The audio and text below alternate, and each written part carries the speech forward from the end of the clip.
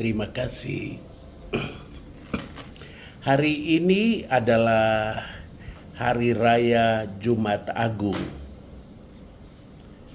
Peristiwa liturginya itu bagus sekali. Mulai dari Rabu Abu, lalu masuk pada Minggu Palem, Minggu Daun, lalu Kamis Putih, dan hari ini adalah Jumat Agung.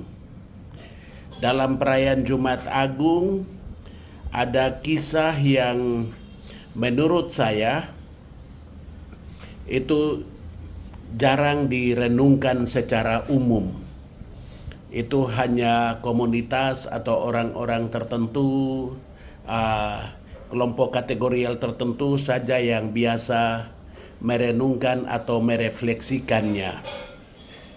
Baik melalui media ini saya menyampaikan sesuatu yang tersembunyi dalam peristiwa hari Jumat Agung. Kita semua biasanya suka merayakan peristiwa Jumat Agung dengan jalan salib hidup. Juga kita mendoakan doa jalan salib di setiap hari Jumat mulai Rabu Abu itu. Hari ini adalah Jumat Agung.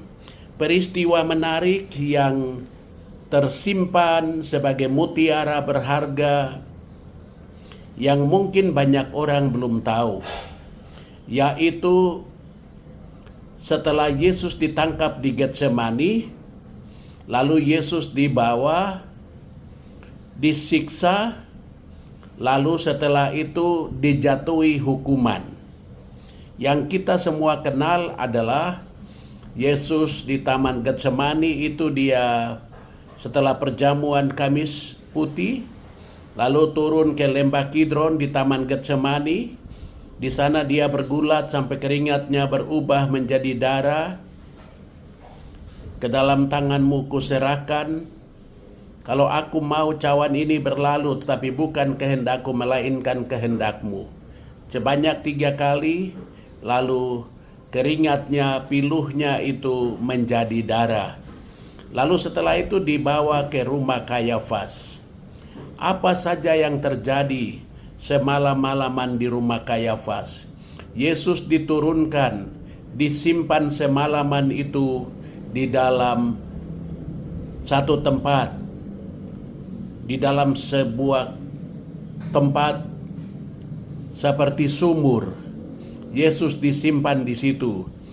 Lalu di atasnya itu terjadi penyangkalan terhadap Yesus. Simon Petrus menyangkalnya sebanyak 3 kali, lalu ayam berkokok. Peristiwa yang terjadi di balik penyiksaan terhadap Yesus itu yang hendak saya sampaikan kepada kita sebagai kado di Jumat Agung ini. Ada beberapa peristiwa yang terjadi dalam penyiksaan. Ini adalah rahasia yang diungkapkan kepada orang suci, kekasih Allah, Santa Maria Magdalena, Clarice Fransiskan yang hidup, meninggal, dan digelar suci di Roma. Yesus memenuhi keinginan suster ini yang berharap sungguh-sungguh supaya memahami sesuatu mengenai penyiksaan rahasia yang dialami Yesus pada malam menjelang Yesus diadili dan dihukum mati. Bangsa Yahudi menganggapku sebagai manusia yang paling celaka yang hidup di muka bumi ini, dan karenanya mereka melakukan penyiksaan seperti ini. Yang pertama, mereka membelenggu kaki Yesus dan menyeretnya di atas batu-batu anak tangga, turun menuju sebuah ruangan kotor dan menjijikkan di bawah tanah. Yang kedua, mereka menanggalkan pakaian Yesus, lalu mencambuki badannya dengan cambuk yang bersimpul-simpul besi, menghancurkan tulang-tulang. Lalu yang ketiga, mereka melilitkan tali pada badanku, lalu menarikku sepanjang lapangan dari ujung ke ujung. Lalu penyiksaan rahasia yang keempat, mereka menggantungku pada sekeping kayu dengan simpul hidup dan mudah terbuka, sehingga aku jatuh. Dengan siksaan yang sedemikian ini, aku menangis dengan air mata darah. Yang kelima, mereka mengikatku pada sebuah tonggak, lalu menusukku dengan kayu yang bercabang-cabang. Penyiksaan yang keenam, mereka memukul Yesus dengan batu dan memanggang Yesus dengan bara api dan obor. Karena itu ketika dicambuk itu langsung kulitnya terbelah karena mereka sudah mengasar. Mereka memanggang Yesus. Penyiksaan rahasia yang ketujuh, mereka menusuk Yesus dengan jarum besar, ujungnya menyerupai tombak runcing, merobek kulitku, daging dan urat-uratku mencuat keluar dari badanku. Rahasia penyiksaan yang kedelapan, mereka mengikat Yesus pada sebuah tonggak dan menyuruhnya berdiri tanpa alas kaki pada sekeping besi yang panas membara. Itulah sebabnya kalau kita melihat Yesus berjalan waktu Via Dolorosa di jalan salib, kakinya tidak bisa injak baik seperti normal manusia karena luka-luka di bawah telapak kakinya. Lalu yang kesembilan, mereka memahkotai Yesus dengan mahkota besi, menutup mukanya dengan kain yang kotor dekil. Lalu yang kesepuluh, mereka mendudukkan Yesus pada sebuah kursi yang dipasang paku-paku tajam yang menyebabkan luka-luka yang dalam. Paku mereka pasang menanjak ke atas begini, lalu Yesus disuruh duduk. Karena itu darah dan air dari tubuhnya habis. Sehingga waktu Yesus disalib, ketika ditikam lambungnya, keluar sedikit air dan sedikit darah. Yang ke-10, mereka menyirami luka-luka Yesus dengan timah hitam dan damar cair.